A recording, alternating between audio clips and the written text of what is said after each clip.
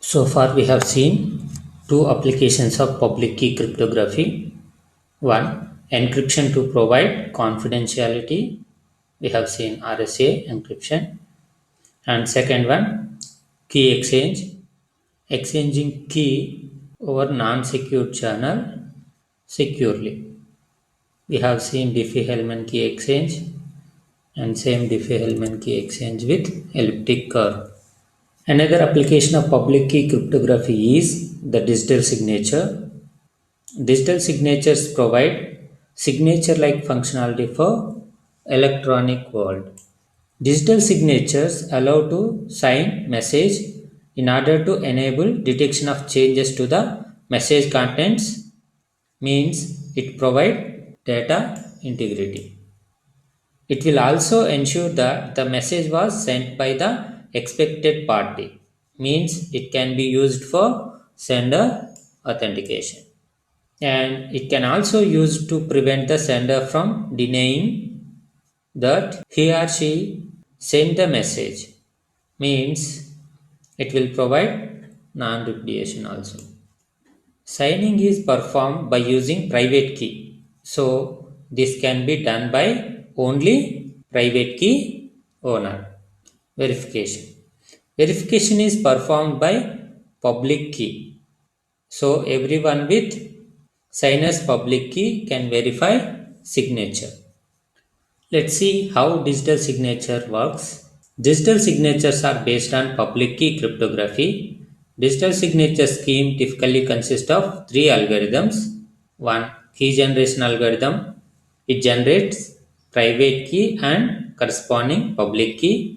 Second one, signing algorithm. Given a message and private key, it produces a signature. Third one, signature verifying algorithm. Given a message, public key and signature, it either accepts or rejects the message integrity and authenticity. See here, these private and public keys are generated by key generation algorithm. We already seen RSA key generation. If Alice wants to sell some property to Bob, she signs agreement to sell the property by using her private key. With this private key, she will sign this document. Bob receives the document and the signature, and he also receives the Alice public key. If this public key cannot properly decrypt this signature, means after decryption of this signature, the result is not equal to the original document. Then he can confirm it is not Alice's signature, or this document has been changed since it was signed. The signature is considered as invalid. If after decrypting this signature with Alice public key, if the result is equal to the original document, then Bob will confirm that this signature is valid and this document is not changed. In RSA digital signature, RSA algorithm is used for key generation, signature creation and signature verification. Let us see implementation of RSA digital signature. Alice wants to sell property to Bob. So she will generate public and private keys by using RSA algorithm. Let us assume private key is D and Alice public key is N comma E. Alice shares her public key with Bob. Assume our document here is X.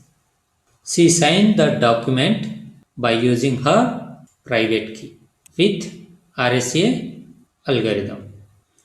We can consider digital signature as a encryption with private key.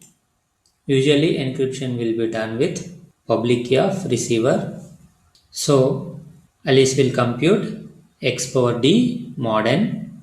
It is the signature S means now Alice will send document X and signature S to Bob. Bob will verify the signature using Alice public key. It is the decryption of the signature with Alice public key. So he will perform S power E mod n. Let us assume result as X prime. If this result equal to the original document X, then signature is valid and document will be accepted. If the result not equal to original document, then signature considered as invalid and document will be rejected. Let us take simple example. Alice select two primes P11, Q23. Then N will be product of P and Q. It is 253. She calculate pi of n. It is 220. She select public key component E such that GCD of 3 comma 220 equal to 1, and she calculate private key D by using extended Euclidean algorithm.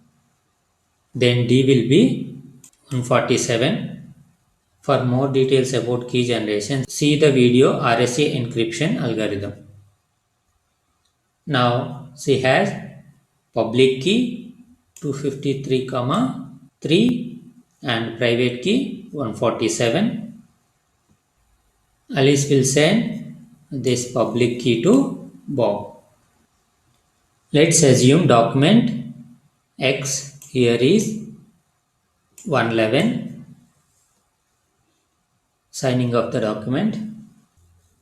She encrypt the document with her private key by performing X power D mod n, that is 111 power 147 mod 253. Result is 89. It is the signature S. Now Alice will send the document X and signature S to Bob. Signature verification by Bob. He already has Alice public key. He can decrypt signature with Alice public key by performing S power E mod n, that is 89 power 3 mod 253. Result is 111. Let's call it as X prime. If this X prime equal to original document, then signature is valid. Here X prime is 111 and original document is also 111, so signature is valid. This scheme will work for smaller document. Sometimes message or document might be too long. RSA cannot encrypt messages longer than key. In that case, you can use RSA as a block cipher mode. It breaks the message into several blocks smaller than key length, similar to electronic codebook mode for block cipher. This is our message. Here, this is the long message. So, you need to divide this entire message into small blocks. You need to sign each block separately.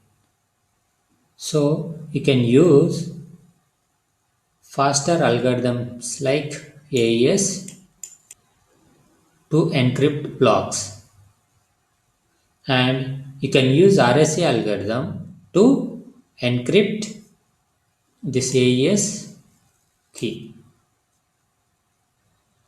Signing each block separately is a bad idea because RSA is too slow. Signing sequence of message blocks individually leads to attacks. So, for performance as well as for security reasons, we would like to have one shot signature for arbitrary length message. The solution for this problem is hash functions. If we use hash function, we can compute fingerprint of the long message. We could perform the signature on that fingerprint. We will see hash functions in next class.